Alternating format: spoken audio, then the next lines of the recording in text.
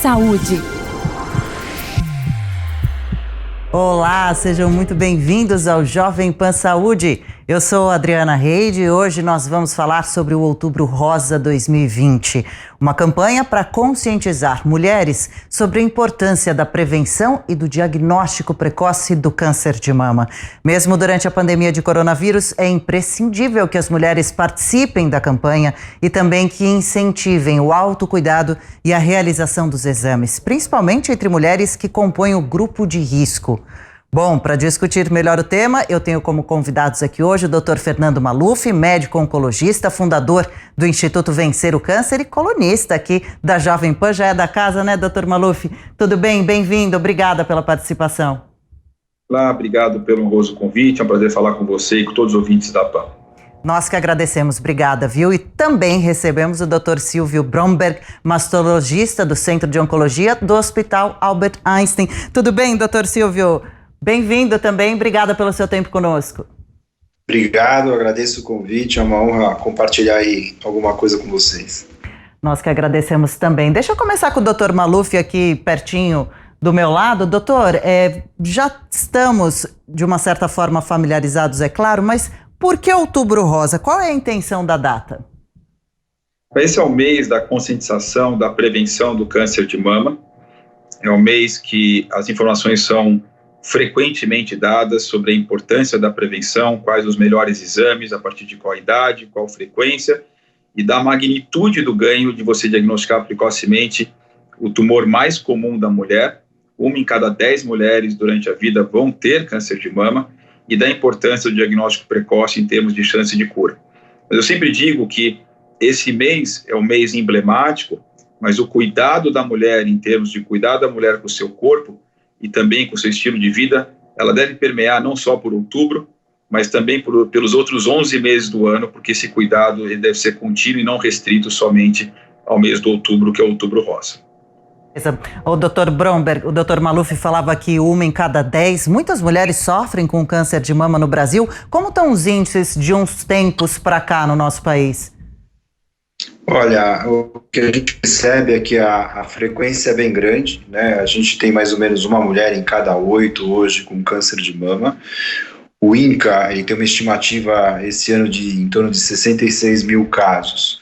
O que a gente percebe no Brasil ainda é uma frequência alta e cada vez maior do câncer de mama, isso no mundo inteiro. O que a gente percebe em contraposição em muitos países, uma diminuição da mortalidade, apesar do aumento do número de casos. Pelo menos, mas o dado ainda é alarmante, né? Um número bastante alto ainda. Existe um motivo para esse número ainda tão alto de mulheres sendo atingidas pelo câncer de mama? Dr. Maluf, o que pode provocar também a doença? Existem alguns fatores específicos? Como o Silvio é um grande mastologista, uma das referências do país, ele mencionou, nos últimos 10 a 20 anos, a incidência da doença vem aumentando em pelo menos 20 a 30%. E por que desse aumento? Primeiro porque a população tem tido uma expectativa de vida maior, né? Então as mulheres têm vivido muito mais anos, os homens também, nas últimas 1 a 2 décadas, particularmente nos países mais pobres, onde a expectativa de vida também melhorou. Apesar que câncer de mama não acontece só em mulher, mas no homem ele representa não mais do que 1% de todos os casos.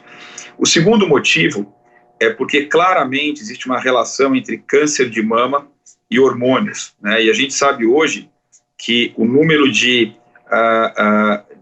filhos decresceu, né, em relação ao passado, e a gente sabe que a amamentação é um fator protetor. A gente sabe que a reposição hormonal, que é muito boa em vários aspectos, ela representa um fator de risco que não é gigantesco, mas ele é um pequeno fator de risco para câncer de mama e ela vem aumentando a sua frequência para a mulher moderna.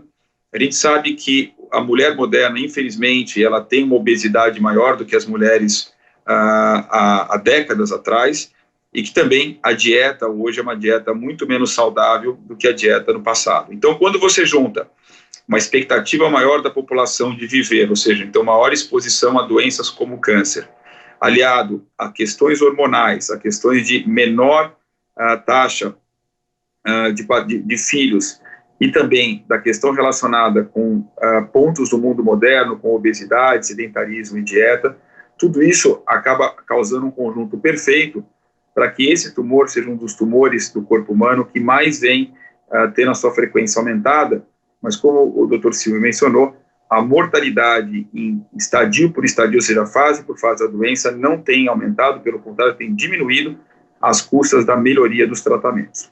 Que bom, mas daí é um conjunto mesmo de situações, né? Às vezes alguns fatores isolados, outros reunidos acabam desenvolvendo então esse câncer que é tão maligno, né, para a mulher, que pode levar inclusive à morte. Agora, doutor Fernando, o câncer de mama, ele dá sinais que está sendo desenvolvido ou pode, quem sabe, se instalar de forma silenciosa?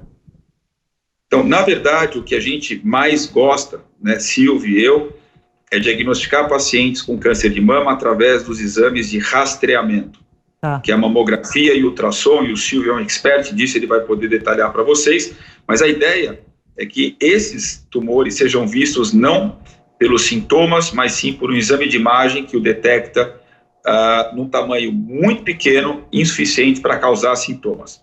Mas o sintoma mais comum é o nódulo na mama, é a palpação de um caroço na mama. Se a doença progride, esse caroço pode evoluir para uma massa, pode ter alteração da cor da pele, pode ter uma retração do mamilo, pode ter uma sensação de um preenchimento na axila, que é a primeira estação de drenagem para a qual o tumor caminha, que é na região da axila.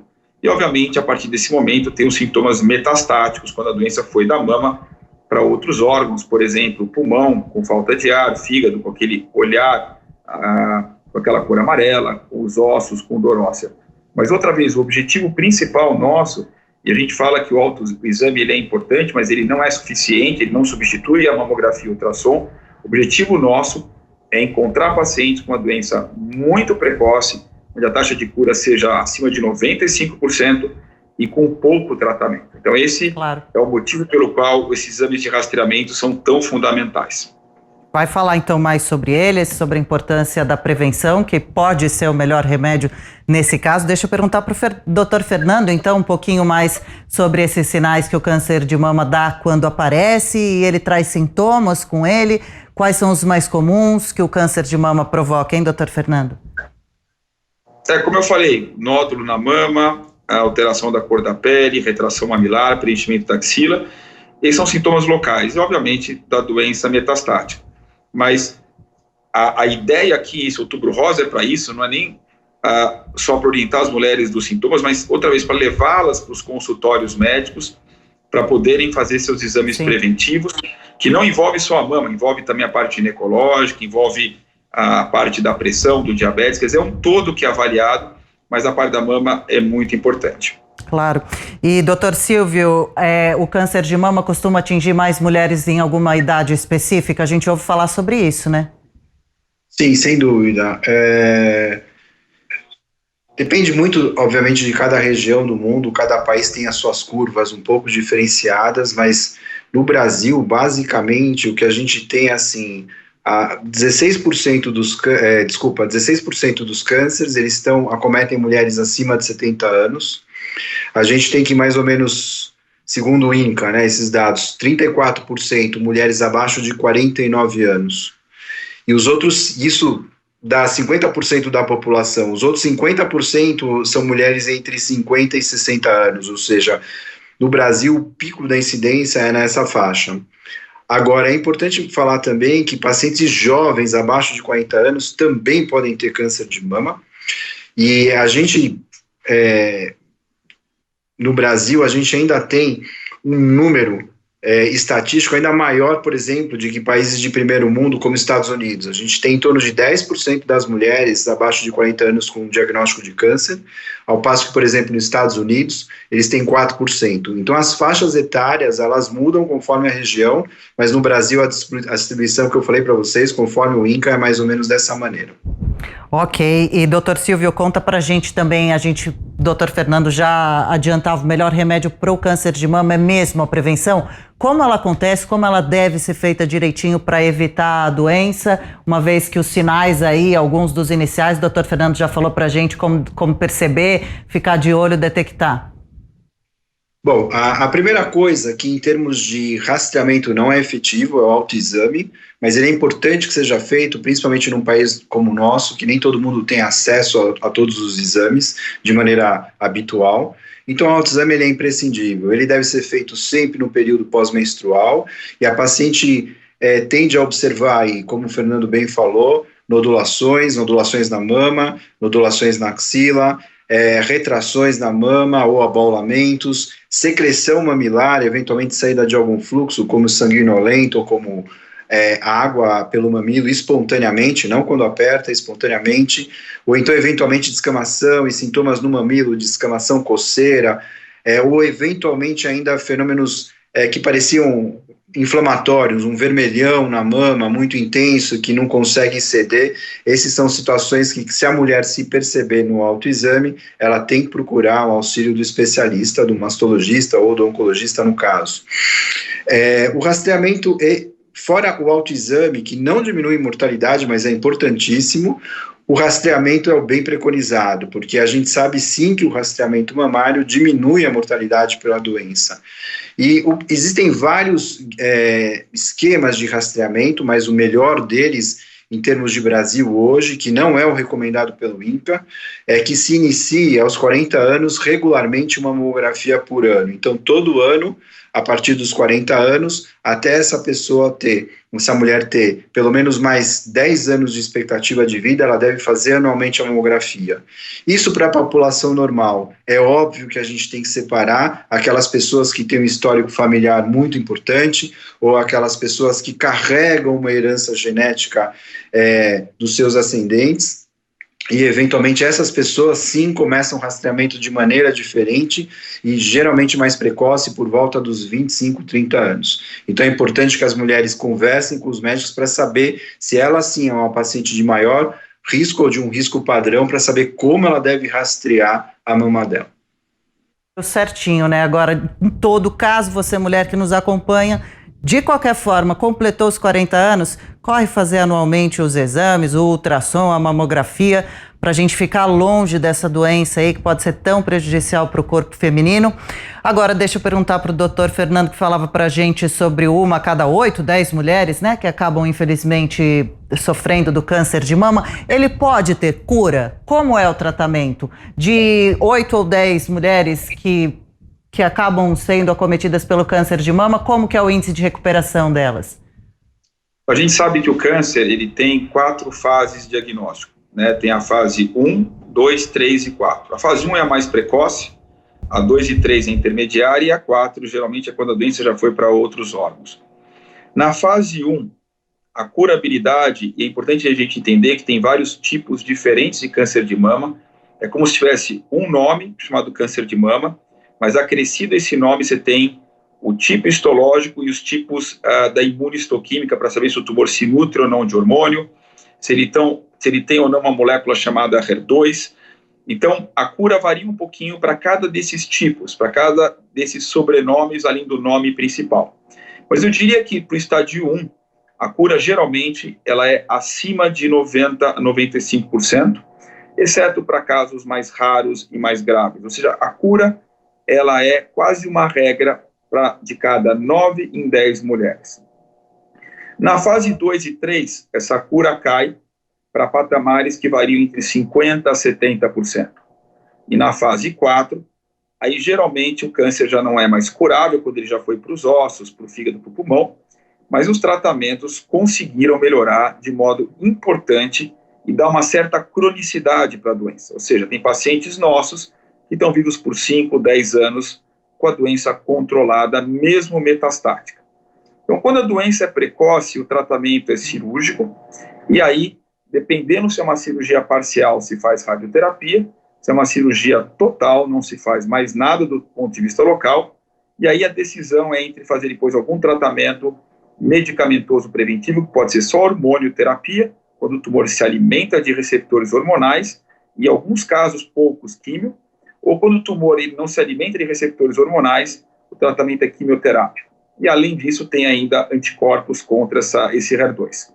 No estadio 2 e 3, geralmente você acaba incorporando tratamentos medicamentosos, muitas vezes antes da cirurgia, para tentar reduzir o tumor e operar o tumor numa forma melhor, além de evitar que a doença que possa ter se espalhado consiga sobreviver no sangue e causar as metástases.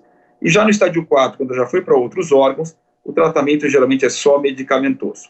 Mas é importante falar para a população que todos os tumores do corpo humano, esse é um dos tumores que mais evoluíram as medicações. Eu vou dar um exemplo.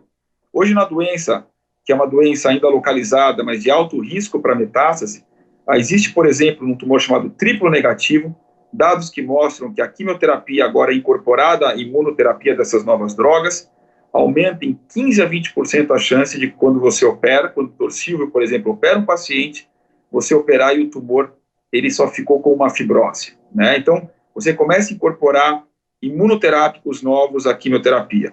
Nos tumores HER2, você incorpora drogas, anticorpos anti-HER2, mais quimioterapia, com respostas completas que podem chegar acima de 50% a 60%. Então, outra vez, uma evolução de drogas que vão se conjuntando no tratamento para prevenir a metástase na doença de alto risco para metástase. E na doença avançada, ou seja, que já envolve outros órgãos do corpo, nós temos, além da imunoterapia para alguns tipos de tumor chamado triplo negativo, ou drogas anti-HER2 para tumores HER2 positivo, nós temos novas drogas biológicas que atrapalham o crescimento do tumor que se alimenta de hormônio. Ou seja, uma conjunção de tantas drogas novas que melhoraram a vida e a curabilidade das pacientes, que hoje o cenário, e é importante dizer isso, hoje o cenário é muito mais otimista do que o cenário do passado. Boa notícia, né? Em meio a tantas preocupações aqui, e o Dr. Maluf falando pra gente, a gente entende direitinho realmente essa importância, né, das fases do tumor, de pegar, se acontecer, ele lá atrás, lá na frente, para ter possibilidades de tratamento melhores, mais avançadas, né?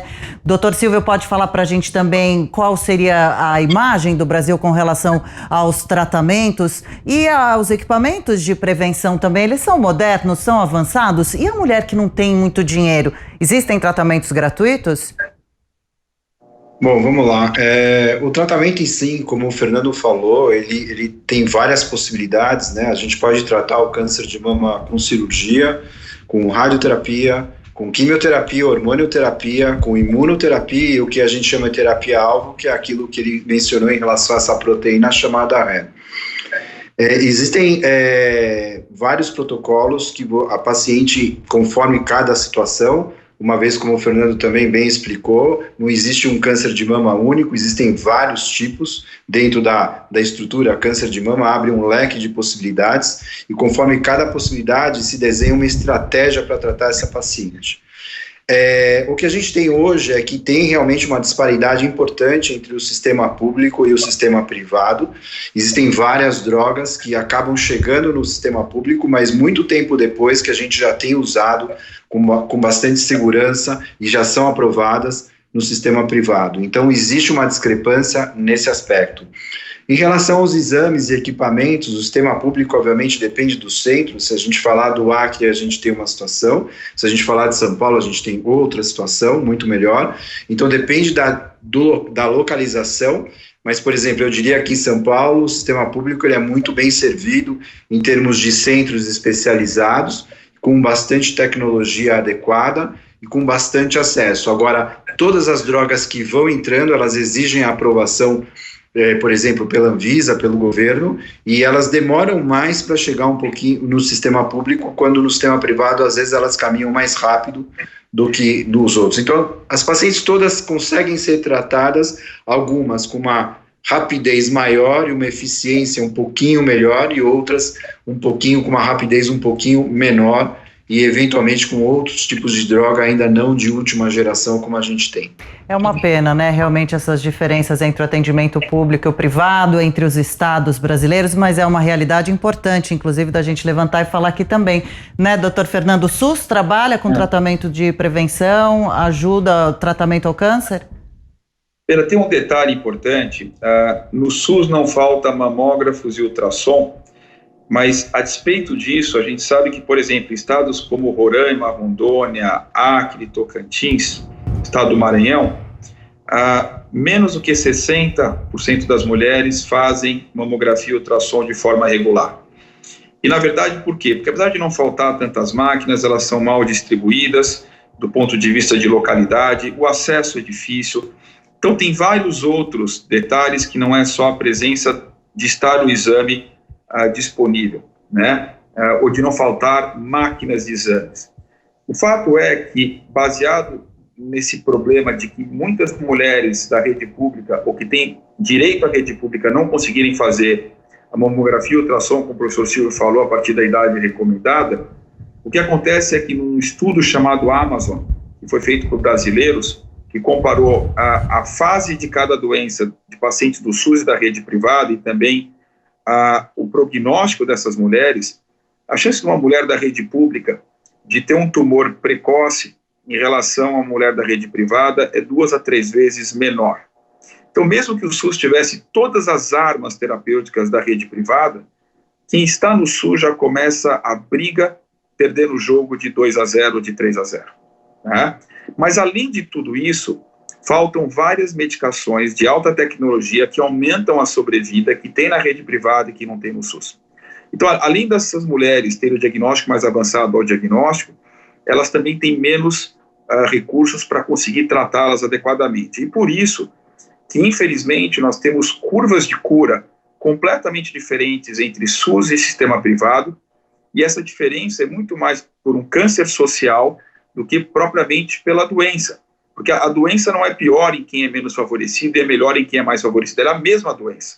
Mas pelos critérios sociais que envolvem diagnóstico tardio, falta de acesso, falta de cirurgia a tempo, falta de radioterapia adequada para ser feita no momento certo, falta de medicamentos que mudam a história natural da doença, a gente acaba fazendo, outra vez, diferenças muito grandes na chance de cura. Chances de cura que são um número para as pessoas que podem ter um plano de saúde e um número muito pior para quem está na rede privada, rede pública. Não significa que quem está na rede pública não se cura, mas significa que começa a briga, com certeza, em clara desvantagem em relação a quem está ligado a um plano de saúde. Que triste. Muito importante também esse alerta, então, que a gente traz aqui. A gente está em época de eleições, né? O que será que o candidato, que quem nos acompanha, está pensando com relação ao setor da saúde do nosso país, do seu estado, da sua cidade, os investimentos, as preocupações com os atendimentos médicos, né? Agora, a gente não pode deixar de falar de Outubro Rosa, claro, estou aqui, inclusive, representando com minha camisa cor-de-rosa. Eu já fiz minha mamografia desse ano,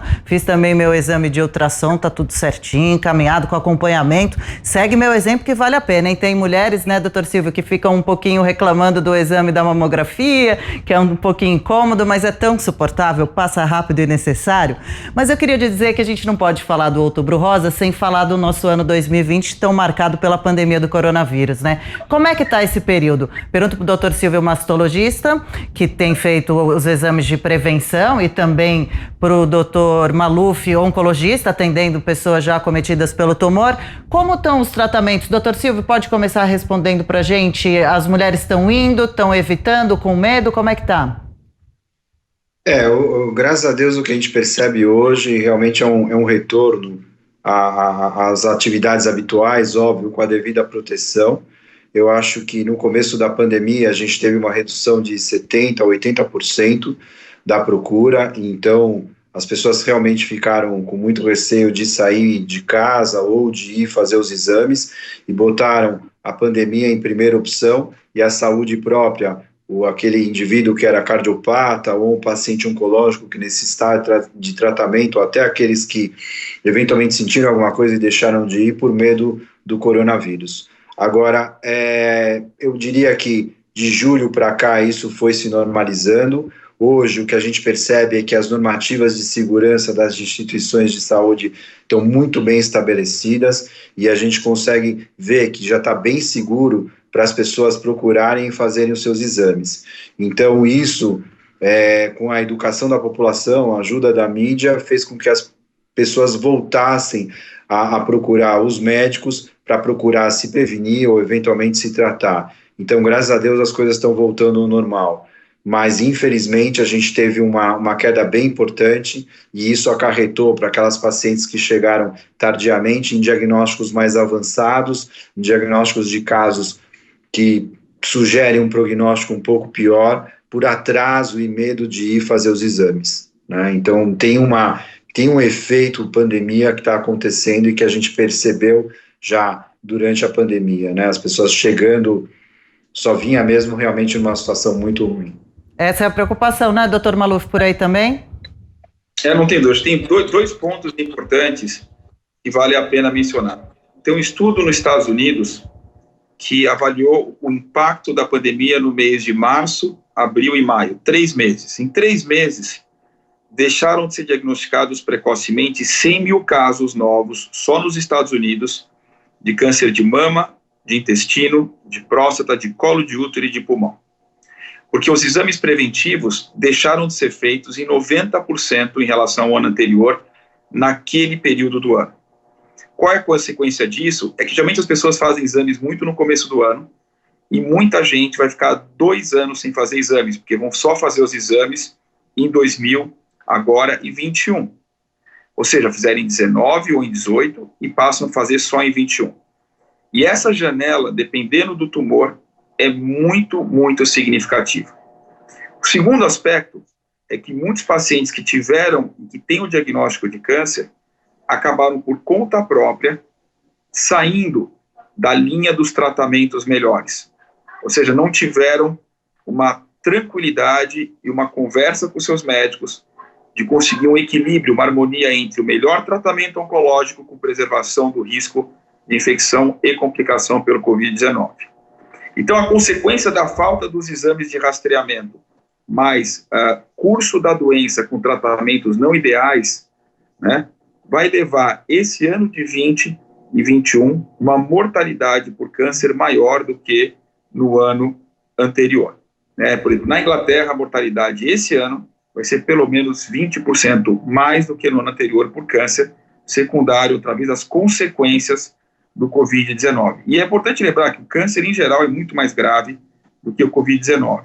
E é baseado nisso que o Vencer o Câncer, o nosso instituto, então a gente tem, desde a nossa rede social do Vencer o Câncer, do Instagram pessoal nosso, mas a gente tem uma força muito grande de comunicação. O instituto fala que para a saúde não tem quarentena. Então essa é uma mensagem importante para a população.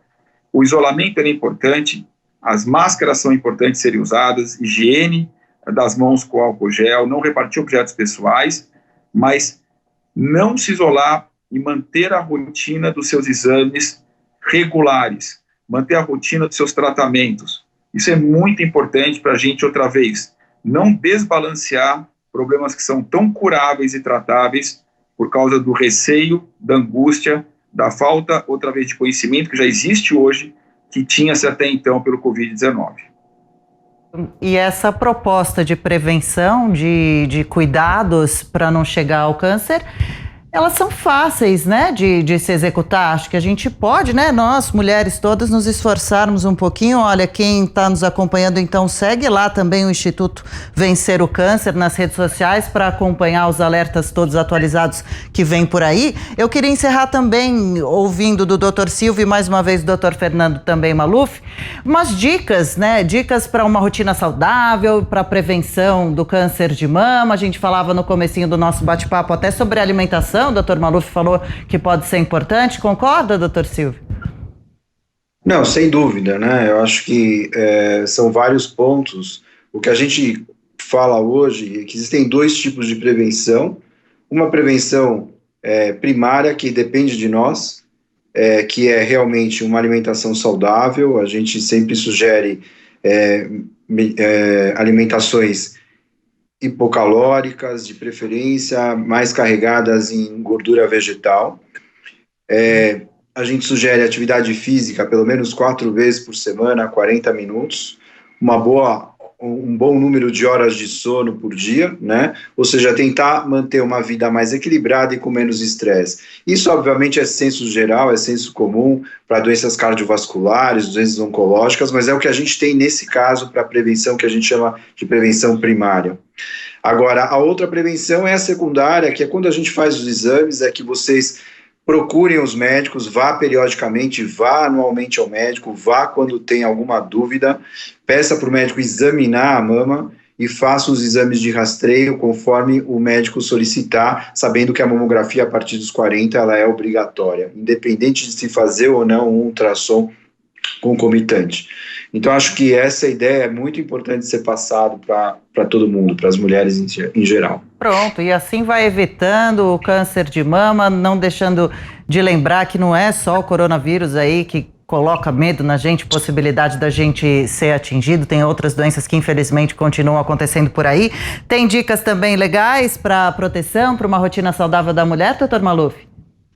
Eu acho que tem duas boas notícias, né? Eba! A primeira é que a maioria dos casos de câncer, pelo menos 50%, são relacionados ao nosso estilo de vida. E a boa notícia nesse sentido é que esse estilo de vida depende de ninguém mais do que de nós. Quer dizer, não tem nenhuma outra variável senão a nossa vontade de querer ter uma vida melhor. A segunda boa notícia é que essa vida melhor tem um impacto positivo não só em prevenção de câncer de mama, mas em pelo menos 13 a 15 tipos de tumores, além de outras doenças. Então, se a gente outra vez separar uma parte do nosso dia, uma parte da nossa atenção e reverter isso em amor próprio para o nosso corpo, a gente vai estar claramente nos protegendo de várias doenças, dentre elas o câncer, dentre elas o câncer de mama. Então, outra vez, exercício físico regular é fundamental, de pelo menos 30 a 45 minutos por dia. Exercício físico não precisa ser de subir, descer montanha, escalar nada. Pode ser desde caminhadas a passo rápido, corridas, bicicleta, atividades aeróbicas de musculação. Mas isso é fundamental. Combater a obesidade de forma agressiva. Dietas com muito verde e colorido não artificial, mas natural. Então, com muito legumes, frutas, verduras, com carnes magras, reduzindo a carga de carne vermelha, de açúcar, embutidos, enlatados, etc. Não fumar e beber com moderação, de preferência vinho. Ter uma vida alegre, uma vida feliz. E proteção em relação às vacinações para outras infecções que podem gerar tumores, não de mama específico, mas tumores na mulher, como, por exemplo, vacinar as meninas e os meninos contra HPV dos 9 aos 13 anos de idade é super importante, além da vacina para hepatite B. Então, se a gente tomar todos esses cuidados, a gente não só se protege de pelo menos 50% dos vários tumores, mas a gente com certeza se protege de outras doenças e vai ter uma vida muito mais motivada e feliz do que a vida que muita gente tem, e que só tem essa vida que não é tão bacana, outra vez, por responsabilidade da própria pessoa e não de nenhum outro fator externo. Legais essas dicas todas. Que bom poder conversar com os senhores, né? Que sorte dos pacientes, de todas nós, podemos ouvir esclarecimentos tão interessantes de duas feras, né, da medicina. Deixa eu agradecer por aqui. É tão gostoso cuidar da saúde, né? Tentar pelo menos garantir uma qualidade de vida maior. Eu quero agradecer ao Dr. Fernando Maluf, médico oncologista, fundador do Instituto Vencer o Câncer e colunista aqui da Jovem Pan também, parceiro de trabalho. Obrigada, viu, pela entrevista. Até uma próxima. Olha, eu queria te agradecer, você e a Jovem Pan, que tem feito um trabalho maravilhoso em termos de informação na prevenção, diagnóstico e tratamento de vários tumores. Ontem eu tirei uma foto com uma paciente minha que está com cabelo rosa. Eu vou combinar o cabelo rosa dela com a sua blusa e com a sua meia também, e aí vai ficar rosa de ponta a ponta. Eu quero ver, vai ficar muito legal. Obrigada também, Dr. Silvio Bromberg, mastologista do Centro de Oncologia do Hospital Albert Einstein. Feliz Outubro Rosa pra gente, viu? Que os índices sejam melhores esse ano. Obrigado, muito obrigado pelo convite, é um prazer estar aqui, a oportunidade de esclarecer e poder ajudar as pessoas. Obrigado, parabéns pelo programa. Legal, parabéns também pelo trabalho dos senhores e até uma próxima.